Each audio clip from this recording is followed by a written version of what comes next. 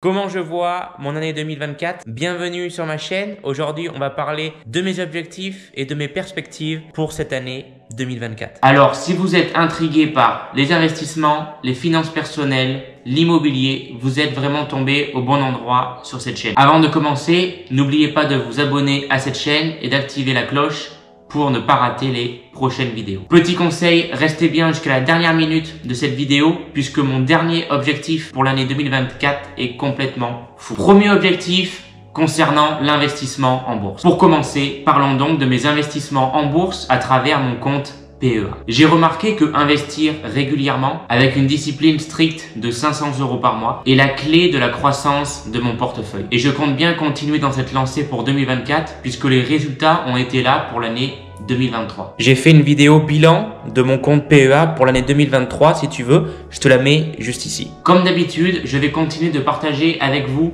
mes choix d'action, mes stratégies d'investissement à long terme et mes résultats chaque mois à travers mes vidéos bilan PEA que je réalise tous les mois depuis juillet 2022, date de la création de ma chaîne YouTube. Le deuxième objectif pour l'année 2024. Un des objectifs de 2024 est l'ouverture d'un compte titre, donc un CTO, puisque j'ai actuellement seulement un PEA pour investir en bourse et j'ai envie d'ouvrir un compte titre. Mais je n'en dis pas plus pour l'instant. Je vous expliquerai bien sûr les raisons derrière ce choix, les différences entre le PEA et le CTO et je partagerai, comme je le fais pour tous mes investissements, l'avancée de mon compte titre sur ma chaîne YouTube. En toute transparence, comme d'habitude. Objectif numéro 3. Passons maintenant à ma stratégie d'investissement dans le Bitcoin via la plateforme Binance. Je veux continuer d'investir dans le Bitcoin jusqu'au halving 2024, à peu près au mois d'avril,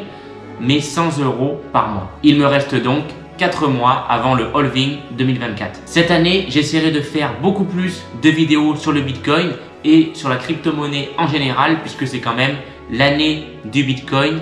Le halving 2024, c'est pas tous les ans, donc il faut quand même en parler puisqu'il y a des opportunités d'investissement. Et si toi aussi tu comptes investir en crypto-monnaie pour 2024, je te mets dans la description un lien d'inscription pour s'inscrire à Binance, donc un des meilleurs échangeurs crypto au monde.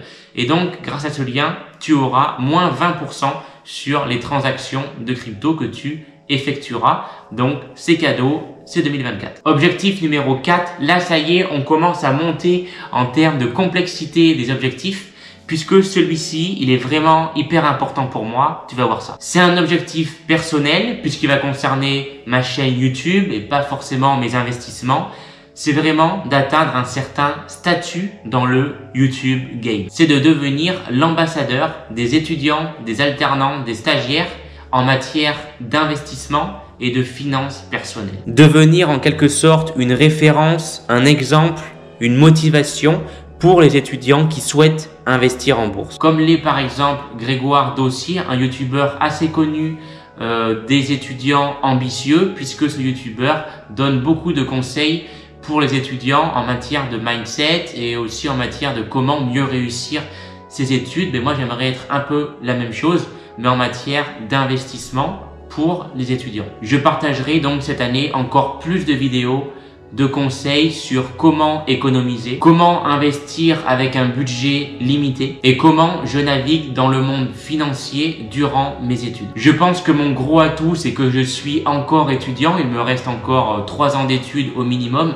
donc c'est pas comme une personne qui par exemple a quitté les études depuis 5 à 10 ans et va te donner des conseils. Non, moi je suis encore sur le terrain, je sais qu'est-ce que c'est d'être étudiant en 2024, donc je pense que c'est ça mon plus gros atout et je compte bien en profiter. Donc n'hésite pas de partager cette chaîne à tes connaissances, à tes proches qui font peut-être des études, parce que moi ça m'intéresse d'avoir une audience d'étudiants et d'alternants. C'est sur quoi j'aimerais me fixer pour 2024. Et enfin, le dernier projet, le plus gros, ne t'inquiète pas, je t'ai pas fait rester là jusqu'ici pour que tu me fasses du watch time sur YouTube. Non, c'est que c'est vraiment mon plus gros objectif pour 2024, donc il s'agit du 5e. Mon projet le plus ambitieux de mon année 2024 sera l'achat d'un bien immobilier locatif. Depuis longtemps, j'ai envie d'acheter un bien locatif, mais comme beaucoup de choses, je procrastine. En effet, j'avais parlé dans une vidéo, une de mes premières d'ailleurs, en juillet-août 2023, que je souhaitais acheter mon futur appartement d'étudiant parce que ça s'était très mal passé avec un propriétaire qui m'avait refusé mon dossier alors que mon dossier n'a rien à se faire refuser, quoi. J'ai 2 garants, etc. Bref, c'est pas le sujet ici. Et donc sur le coup, je m'étais dit, il faut vraiment que tu achètes un bien immobilier. Et finalement, ça ne s'est pas abouti malheureusement. Mais là, cette année, en 2024, c'est pas juste une envie, c'est pas juste parce que j'ai le temps un soir, je vais aller consulter des biens sur Le Bon Coin. Non, cette année, c'est vraiment un objectif, c'est écrit noir sur blanc. Je veux acheter mon premier bien locatif parce que je sais que si je ne passe jamais à l'action et je sais qu'après, je vais avoir un déclic après avoir acheté un premier bien immobilier, le temps que j'ai pas eu ce déclic de passer à l'action et d'acheter mon premier bien, j'ai procrastiné d'année en année. Donc, cette année, c'est fixé. Je vais acheter mon premier bien immobilier. C'est donc plus qu'une envie, plus qu'un objectif, mais finalement un devoir que je me dois à moi personnellement. Le but, bien sûr, est également de vous partager l'expérience de A à Z, donc c'est-à-dire de ma phase de recherche, donc comment je vais faire pour trouver le bien que je souhaite acheter, jusqu'à la remise des clés de mes premiers locataires. Alors pourquoi je trouve ça intéressant de partager mon expérience? Parce qu'aujourd'hui, beaucoup de personnes sur YouTube vont te présenter comment elles font, les différentes phases par lesquelles elles passent pour acheter un bien. En fait, ces personnes-là, ça fait déjà leur 15 ou 20e bien qu'elles achètent. Bon, d'accord, c'est bien parce qu'elles ont de l'expérience. Elles vont pouvoir te dire quelles sont les erreurs à ne pas faire, etc. Et moi, je trouve ça plus intéressant de partir de zéro avec vous, puisque vous allez pouvoir, en fait, me voir évoluer et donc vous aussi monter en compétence, parce que forcément, je vais faire des erreurs. Personne n'y échappe et moi c'est ça que je trouve le plus captivant, de partager ma première expérience immobilière avec vous. Donc tenez-vous prêts pour 2024 et si ce n'est pas encore fait, abonnez-vous à la chaîne. C'est fini pour la liste de mes objectifs. J'espère que toi de ton côté tu t'en es fixé également. Pour moi les objectifs c'est obligatoire car sans objectif on fait rien et j'ai un petit exemple pour t'illustrer cela.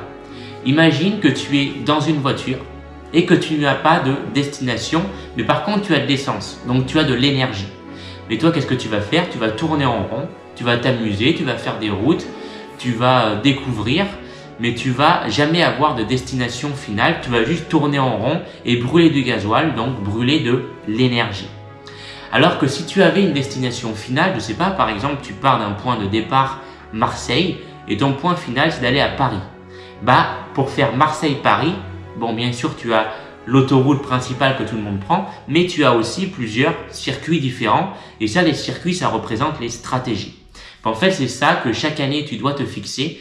C'est te fixer, déjà, ton point de départ, souvent, tu le connais. Ou si tu le connais pas, il va falloir te remettre en question et prendre du temps pour toi. Et ensuite, définir ta destination que tu veux à la fin de l'année. Et en fonction de ta destination, élaborer plusieurs stratégies qui peuvent t'y amener à cette destination.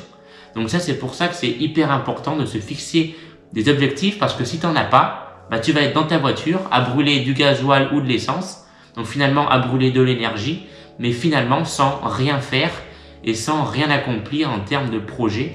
Et donc moi, je pense pas que tu as une vie épanouie en tournant en rond, en ayant toujours les mêmes circuits. Tu n'es pas tout simplement épanoui et c'est dommage, c'est triste. Surtout si tu en as les capacités. Et s'il vous plaît, ne faites pas partie des gens qui disent « je ne prends pas de résolution cette année parce que de toute façon, je ne les tiens pas ». Alors moi, cette phrase, elle me met hors de moi parce que si vous partez comme ça dès le premier jour de l'année, finalement, vous n'allez rien faire de l'année, quoi. Donc, il faut même pas se dire cette phrase, il faut se supprimer ça de la tête. Bien sûr qu'il faut se fixer des résolutions et bien sûr que c'est impossible de toutes les tenir.